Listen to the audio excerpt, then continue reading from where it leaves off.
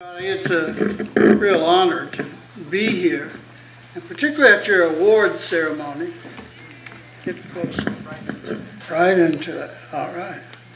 And it is something I never expected. I was doing this book tour, and they said, well, why don't you come to Boston for the awards dinner, and you can talk. And so I'm honored to do that. I feel like I've seen the future. You know, all of the people that have stood up here and talked about what they were doing and what they will do gives me hope, you know. And this, without you, you can give in to despair. So I feel good about what we're going through now, you know. And as one of you said, we've always had Donald Trumps in America. In Mississippi, we've never elected anyone but, you know. So it is, it's very familiar to hear him. Now, this book, Deep Denial, is about internalized racial superiority. I am with the People's Institute and have been there for many years.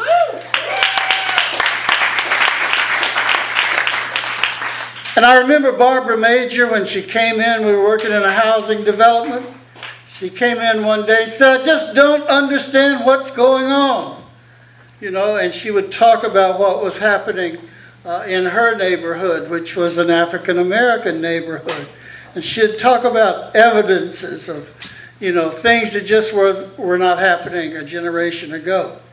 And all of us white people who were there, we'd take out pencil and paper and take notes, because we could imagine learning all about internalized racial inferiority and speaking at a conference about it, writing an article on it.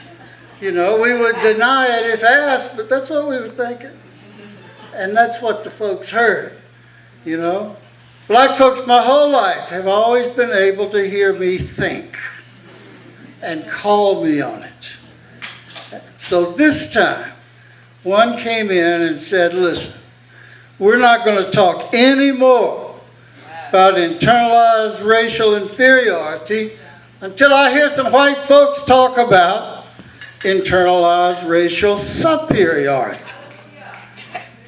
And at the time I heard that, as Barbara would say, you could hear a rat piss on cotton. For the first time in some people's lifetimes, we didn't have anything to say. Because we had never heard of such a concept. We had not even imagined such a concept. And so therein started the work. And this internalization, Marjorie Freeman back there, she speaks of the knowing class. The knowing class. Those of us who graduate from the country's greatest universities, who run its cities and towns, who know everything, there is to know, it seems. But when it comes to fighting racism, we often know, but we don't do. That's why Donald Trump was elected. It's not those rednecks who voted for him. It is those of us who say we're against racism, but that's what we do. We say it, but we don't organize to undo it. And one of the things I learned many years ago from the People's Institute and others who are in this room, who have been influences on people like me, if you don't organize, then knowing white supremacy and not doing anything holds up white supremacy.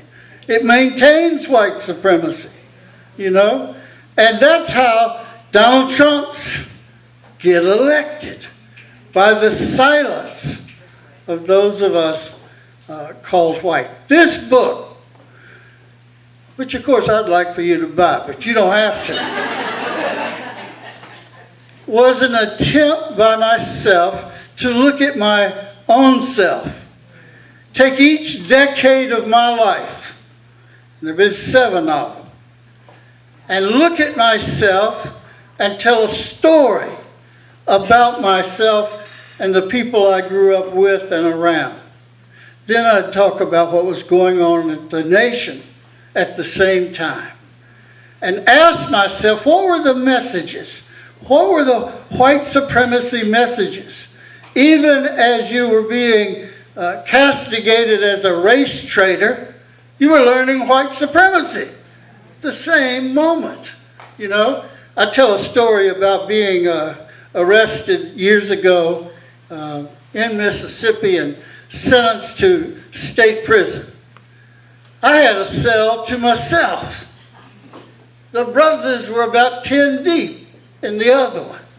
I said, damn, pays to be white, even in prison. You know, pays to be white anywhere you go.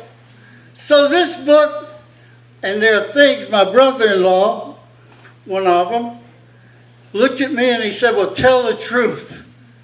Be vulnerable. Don't act like you're better than anybody.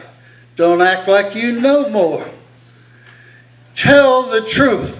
So I tried to. And there's some things that I share in this book that I'm not proud of. I am not proud of at all.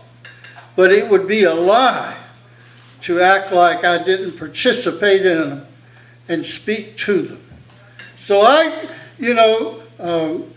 just stand in awe of the power in this room and the young people that are doing this work in ways I was often scared to death.